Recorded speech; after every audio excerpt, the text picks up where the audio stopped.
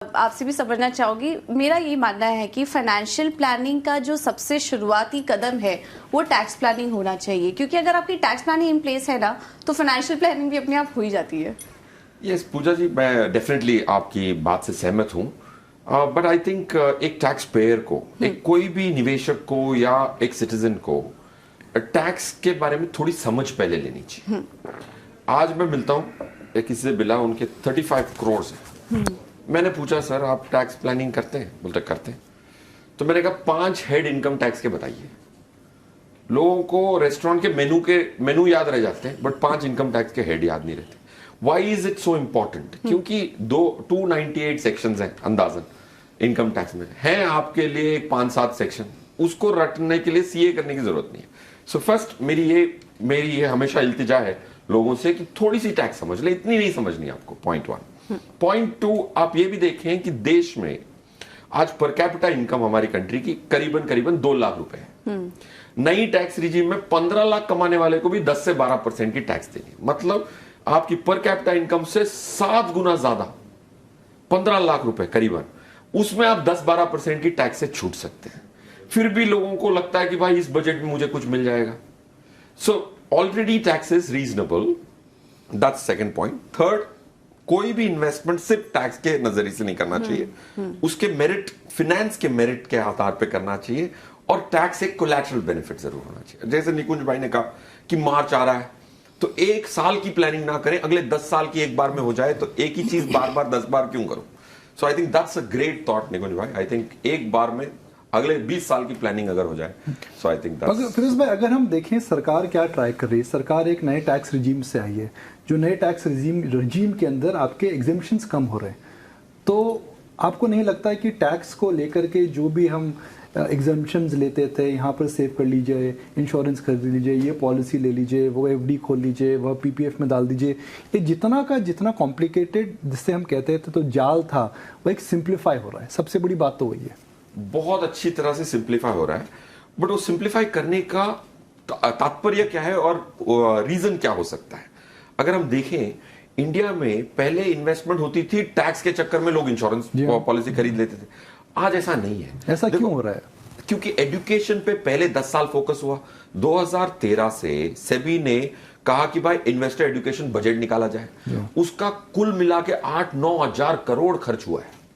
तो अब लोग स्मॉल कैप फंड में 3,000 करोड़ की एसआईपी कर रहे हैं, उसमें तो कोई टैक्स बेनिफिट नहीं है। तो लोगों को पहले एजुकेट किया कि भाई तुम्हें टैक्स की इंसेंटिव से इन्वेस्टमेंट नहीं करनी, एजुकेट कर लिया, फिर इंसेंटिव निकाल के सिंप्लीफाइड टैक्सेशन दी, और उसमें रेगुलेटर ने बहुत अच्छी चीजें की हैं। सीबीडीटी ने एक सर्कुलर निकाला था, वो देखिए, वो लैंडमार्क सर्कुलर था मेरे हिसाब से, एक मैसेज के लिए 2016 फरवरी में।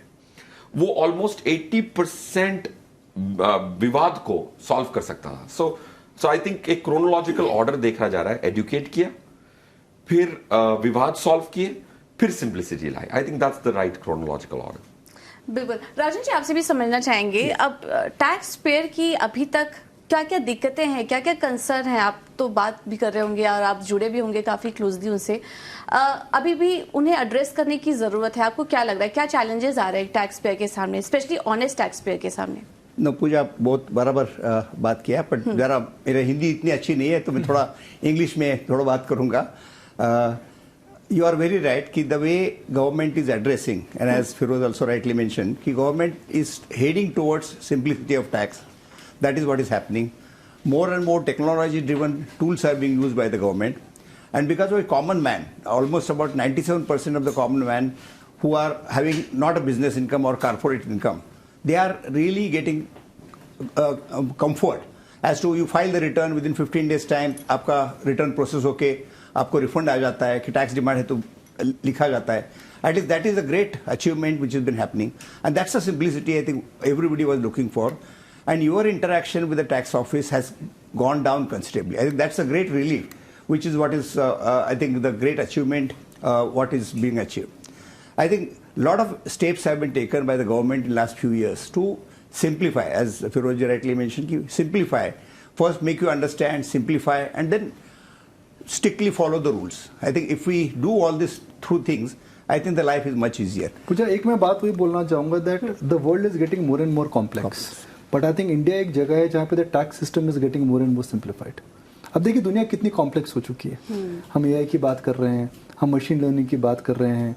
अगर यूक्रेन में कुछ होता है तो चावल के दाम यहाँ बढ़ जाते हैं। अगर अमेरिका में कुछ हो जाता है तो सीधा प्रभाव इकोनॉमी पे पड़ता है। The world is getting very very complex, very very connected and very very hard to call.